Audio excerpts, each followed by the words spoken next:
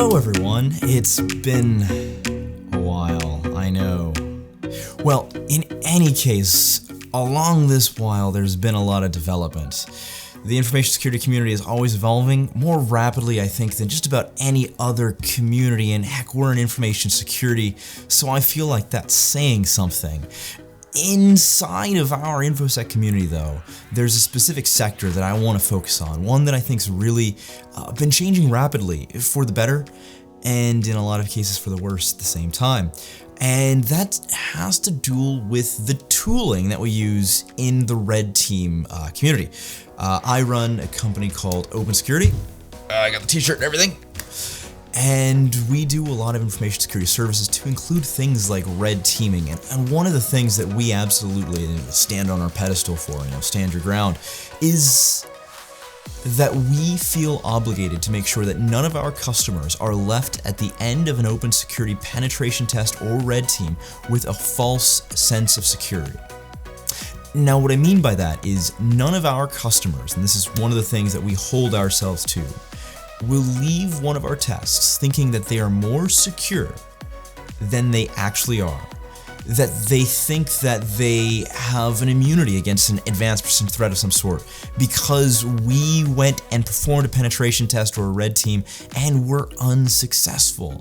Now, that's not to say that it's all about winning for us. What matters for me and my team is that whenever we perform, we provide value. And there is a circumstance in which penetration tests or vulnerability assessments or red teams provide negative value. And I think right now our community has a really big problem with this. On the VA side, we've got these pen test puppy mills who roll out one-click vulnerability assessments. It's a problem, we acknowledge this. But what we don't really want to talk about is this insidious problem with red teams, where there's just vaporware assessments, right? Where you rely on a single toolkit and some kind of EDR product absolutely demolishes it. And so you must be secure. But any single toolkit that is custom, simply using the C word, custom, immediately bypasses all defenses that the network has. This is a problem. And I think it's a solvable one. I think right now we live in what ought to be called the golden age of C2.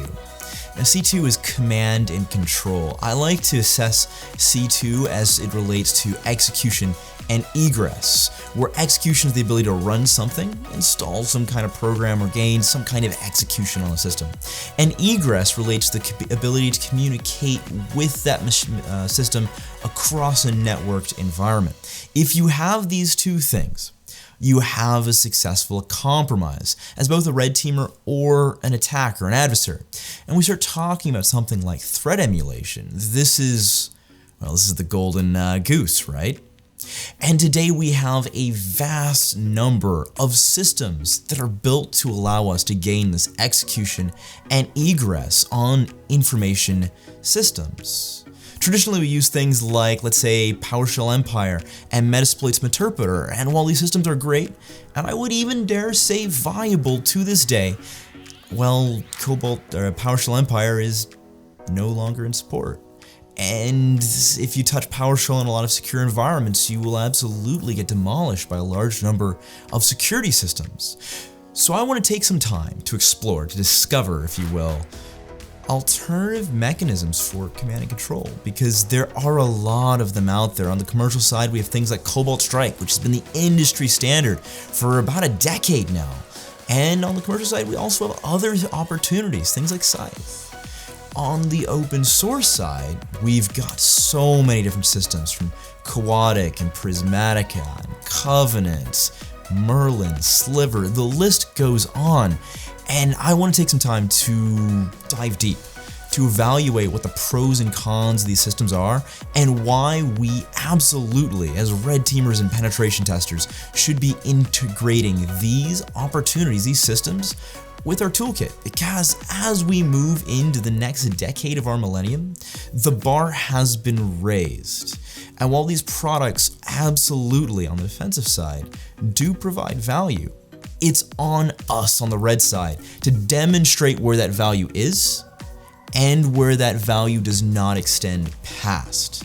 Because if we don't, This age of ransomware that we live in today stands only to get worse. And that's on us. We should take that on as a personal burden.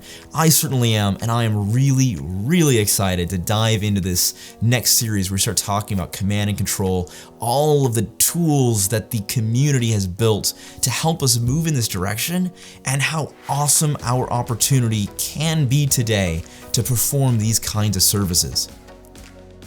Videos coming on each one of these different appliances and command and control as a whole soon. I hope you're ready to embark with me on this kind of journey as we dive deep and learn exactly what it is the community has to offer. In any case, it's great to be back making videos again, and I will see you all soon. As always,